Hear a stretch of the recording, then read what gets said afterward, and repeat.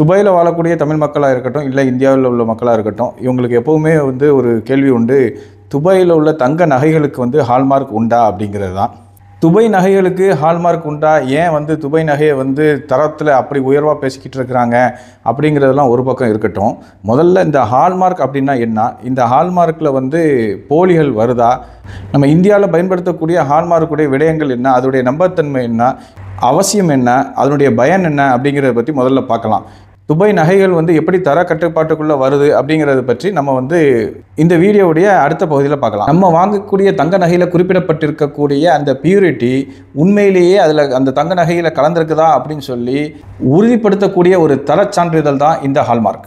இந்த BIS ஹால்மார்க்கில் நம்ம 4 விஷயங்களை முக்கியமாக பார்த்தாகணும். ஒன்று, BIS லோகோ. இந்த முக்கோண வடிவில் உள்ள ஒரு புள்ளி வைத்த இந்த லோகோ இருக்குதா அப்படிங்கிறத நம்ம பார்க்கணும். இரண்டாவதாக, அதில் குறிப்பிடப்பட்டிருக்கக்கூடிய பியூரிட்டி, அதாவது 22 கேரட் அல்லது 916 அல்லது 21 கேரட், அதற்கு பதிலாக 880, அப்படி இல்லைன்னா அது 18 கேரட்டாக இருக்கும் பட்சத்தில் 750 அப்படின்னு சொல்லி குறிப்பிடப்பட்டிருக்கும். மொத்தத்தில் இந்த தங்க நகையில் எவ்வளவு தங்கம் கலந்திருக்கிறது அப்படிங்கிறத உறுதிப்படுத்தக்கூடிய இந்த பியூரிட்டி மார்க் கண்டிப்பாக இருக்கணும்.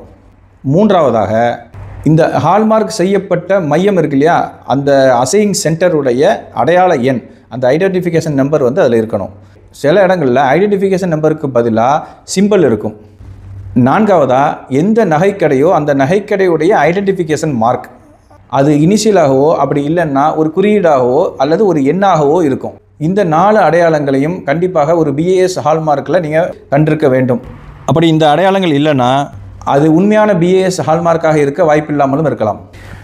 நம்ம 22 கேரட் தங்க நகை வாங்குகிறோம், நான் வாங்கக்கூடிய இடம் நம்பிக்கையானது தான் அப்படின்னு நீங்கள் சொன்னால் கூட BIS ஹால்மார்க் இருக்கிறத பார்த்து வாங்குறது தான் சரியான நடைமுறையாக இருக்கும்.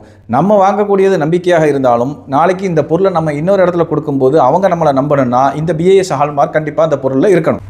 இது எல்லாத்தையும் தாண்டி இன்னும் உறுதியாக இது BIS ஹால்மார்க் தான் அப்படிங்கிறத கண்டுபிடிப்பதற்கு மேலும் ஒரு வழிமுறை இருக்குது. அது என்னென்னா, உங்கள் மொபைலில் கூகுள் ப்ளேக்கு போய் BIS கேர் ஆப் அப்படிங்கிற ஆப்பை டவுன்லோட் பண்ணி இதில் உங்கள் நகையில் இருக்கக்கூடிய அந்த ஐடென்டிஃபிகேஷன் நம்பரை இதில் நீங்கள் போட்டிங்கன்னா உங்களுக்கு இது எந்த கடையில் நீங்கள் வாங்குனீங்க, இது உண்மையான பியூரிட்டி என்ன அப்படிங்கிற டீட்டெயிலை அது தந்துடும்.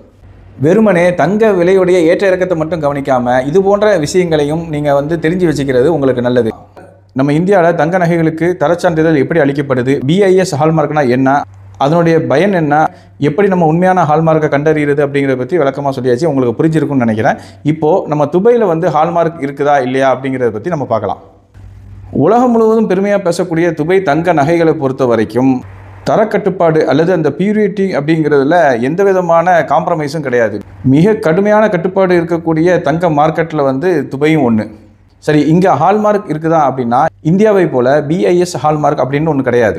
ஆனால் அதற்கு பதிலாக துபாய் முனிசிபாலிட்டிக்கு கீழே வரக்கூடிய DCL என்ற அமைப்பு, அதாவது துபாய் சென்ட்ரல் லேபரட்டரி அப்படிங்கிற இந்த அமைப்புக்கு கீழே தான் தங்க நகை தரக்கட்டுப்பாடு வருது.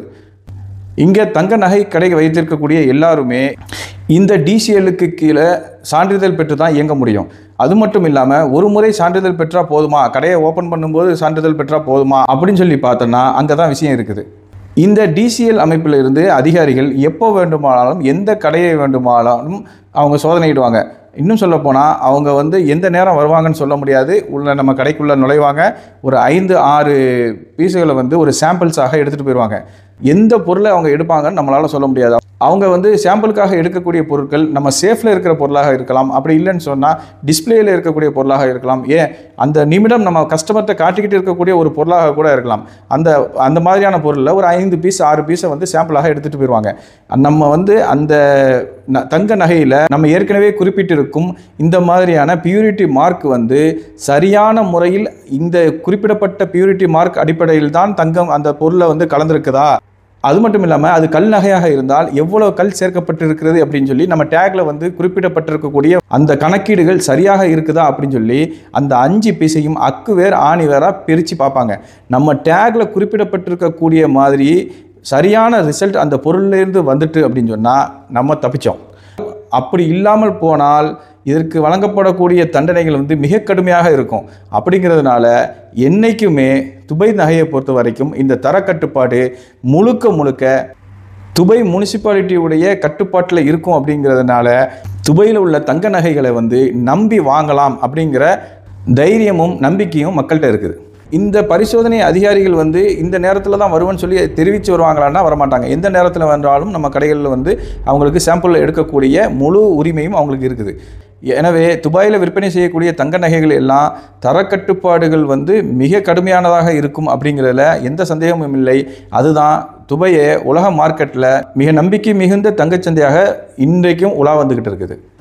மேலும் இது மாதிரியான தகவல்களை, தங்கத்தை பற்றிய தகவல்களை தெரிந்து கொள்ள நம்ம சேனலோட இணைந்திருங்க. நம்ம சேனலை சப்ஸ்கிரைப் பண்ணிக்கோங்க. நன்றி.